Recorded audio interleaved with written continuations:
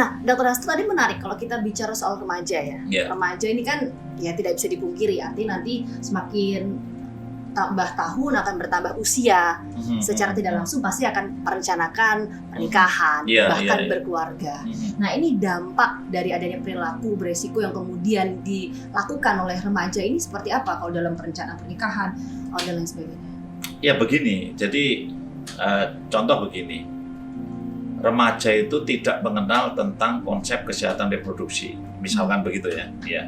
Kemudian dia tidak tahu resiko terhadap proses kehamilan seandainya dia itu hamil, begitu. Nah, HIV/AIDS ini salah satu yang harus dipikirkan oleh remaja ketika dia ketemu dengan pasangannya. Ya, sebetulnya screening terhadap pasangan yang berisiko, kemudian apakah dia positif atau tidak, kemudian merencanakan kehamilan ini penting. Kalau dia aktif dalam arti AIDS yang betul-betul manifest, kemudian dia virulen, istilahnya menular, itu secara aktif. Kemudian dia belum minum obat misalkan itu. Nah, kemudian dia nikah, terjadilah pasangan usia subur itu. Nah, kemudian akhirnya tertularlah istrinya, tertularlah anaknya. Nah, ini contoh bahwa betapa berisikonya proses sexual intercourse ini, hubungan seks ini sangat menjadi media yang sangat subur untuk terjadi penularan. Dokter Hasto, saya sepakat dengan apa yang Dokter Hasto sampaikan. Tapi bagaimana kemudian dengan ibu hamil terhadap anak? Nah, ini bagaimana kalau misalnya ada ibu hamil dengan status sebagai penyandang HIV, kemudian memiliki anak. Nah, ini dampaknya seperti apa? Ya itu, makanya kan gini. Jadi ibu hamil ini kalau dia sebelum hamil lebih bagus kan screening ya, lebih bagus screening. Tetapi kalau sudah terlanjur hamil, maka kemudian dia ini akan punya resiko terjadi penularan uteroplasental dari ibu uterus rahimnya kepada anaknya, kepada bayinya, punya resiko begitu. Sehingga ibu yang kemudian dia itu punya penderita resiko terjadinya penularan dari ibu kepada bayi harus betul-betul disiapkan sejak sebelumnya. Nah, kelemahan kita itu di sini. Kan resiko terjadinya penularan itu banyak juga pada ibu-ibu rumah tangga, ya, menduduki urutan nomor 3, ya. Ibu rumah tangga itu terjadi resiko di situ. Pekerja itu salah satunya adalah ibu rumah tangga, itu yang menjadi urutan ketiganya. Nah, ini kenapa? Karena apa? Lebih dari 60% penderita HIV ini adalah laki-laki. Dan kemudian laki-laki ini pulang ke rumah ketemu dengan ibu rumah tangga. Nah, itulah terjadi proses penularannya di sana. Iya. Nah, jadi ibu rumah tangga ini duduk manis, dia ibu rumah tangga yang baik gitu ya. Tetapi ternyata dia menduduki urutan nomor 3 sebagai sumber yang akan tertular, Nah, ini kan menarik itu. Nah, inilah makanya kemudian cara memutusnya itu kan KIE kepada pasangan usia subur berbasis rumah tangga ini penting sekali. Sehingga KIE untuk pencegahan HIV/AIDS, penularan HIV/AIDS berbasis keluarga menjadi sangat penting, menjadi satu keniscayaan. Karena ternyata sumber penularan klasternya bisa nomor 3 di keluarga di keluarga. Karena laki-laki 60% lebih yang positif itu dari total yang positif 100% itu 60%-nya lebih adalah laki-laki. Dan laki-laki itu punya pasangan. Nah, itulah masalahnya itu. Nah, sehingga hampir 100% semua berisiko kepada penularan pada bayi. Hanya yang 60% lebih itu datangnya dari suami menular pada ibu kepada bayi. Tapi yang 40 atau 39% sekian itu betul-betul perempuan tadi yang kena, dia langsung kalau hamil mengenai pada bayinya. Nah, itu berapa persen data dari BKKBN? Kan 61% lebih sedikit itu laki-laki, kemudian yang 39% kurang lebihnya perempuan. Berarti dua-duanya ini menjadi sumber kan? Dua-duanya kan menjadi sumber kepada bayinya kalau dia hamil. Sementara itu kita lihat 69% usianya adalah usia produktif. Usia yang dia itu masih bisa hamil. Bisa dibayangkan itu ya. Jadi kalau yang positif ini ternyata mengunduh kayak kanker mulut rahim itu banyak usia 50 ke atas ya. Berarti nggak khawatir kita karena sudah tidak hamil kan. Tetapi kalau ini kan penyakit yang terjadinya pada usia masih reproduktif, aktif reproduktif.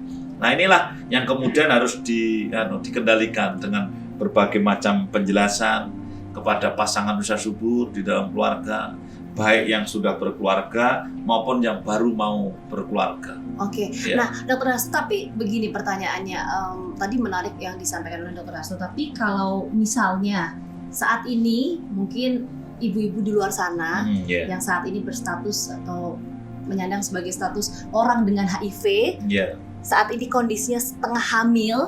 Nah ini seperti apa dokter yang harus dicermati? Ya maksudnya setengah hamil itu hamil ya kan, hamil tidak ada setengah-setengah ya. Hamil ongoing pregnancy ya, jadi dalam perjalanan ya kondisi inilah yang menurut saya perlu screening.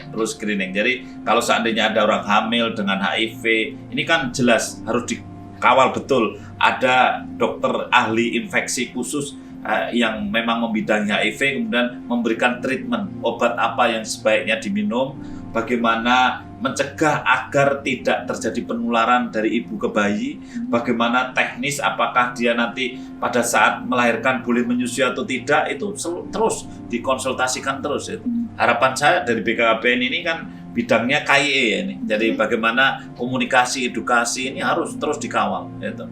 Kalau menurut saya harus seperti itu. Ini salah satu memutus mata rantai, salah satunya mata rantai dari ibu kepada janin atau kepada bayi, kepada anak itu salah satu rantai rantai itu, karena mata rantai yang lainnya adalah sexual intercourse, mata rantai satunya lagi adalah jarum suntik ya, jadi ada tiga pintu untuk penularan ini ya, termasuk jarum suntik itu tidak hanya orang yang kecanduan tetapi transfusi, hati-hati ya, karena transfusi ini kan juga dari orang yang satu dan yang lain harus ketat itu. Jangan sampai di suatu saat di daerah ada kebutuhan emergensi karena transfusi mendadak harus kemudian mengejar kehidupan, kemudian lupa di screening terhadap HIV. Ini jangan sampai terjadi. Ya insya Allah sih sudah tidak terjadi lah. Ya itu harapan kita bersama ya dokter ya. Terakhir mungkin Dr. Hasto, apa yang bisa Dr. Hasto sampaikan kepada masyarakat di luar sana mengenai pencegahan dan juga penularan dari HIV? Sebetulnya ada kepentingan besar bagi kami di BKBN ya. Yang pertama ya, Indonesia itu kan menghadapi Indonesia Emas di tahun 2045 ya. Dan Indonesia Emas di tahun 2045 itu harus mewujudkan generasi yang unggul untuk Indonesia maju, supaya SDM-nya unggul itu. Kalau kita melihat sekarang ini, SDM kita ini kan kalau tadi proporsi yang HIV AIDS itu 69%-nya itu ada di usia produktif ya, di bawah 50 tahun ya, artinya betul-betul yang masih produktif.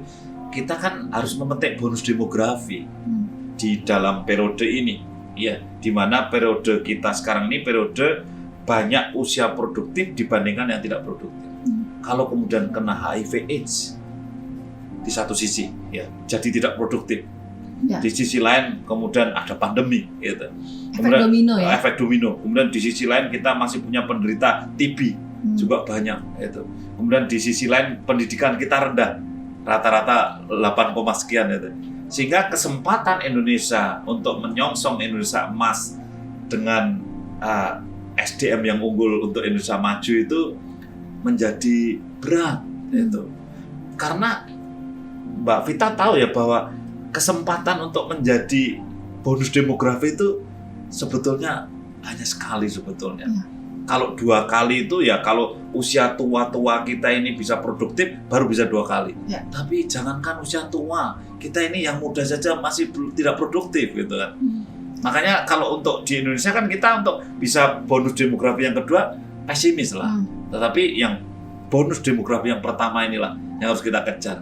Itu pesan saya. Marilah kita sehatkan diri kita dan sehatkan masyarakat kita untuk kemudian kita bisa meningkatkan kualitas SDM kita agar kemudian kita bisa memetik bonus demografi di masa-masa yang akan datang dan Indonesia Emas 2045. Saya kira itu. Baik, terima kasih Dr. Hasto. Kita harapkan bersama bahwa apa yang tadi Dr. Hasto sampaikan bisa memberikan edukasi kepada masyarakat di luar sana, terutama terkait dengan pencegahan dan juga edukasi mengenai penularan HIV/AIDS agar goals dari Indonesia Emas, yaitu SDM yang unggul bisa tercapai. Itu harapan kita bersama. Terima kasih sekali lagi Dr. Hasto atas waktunya.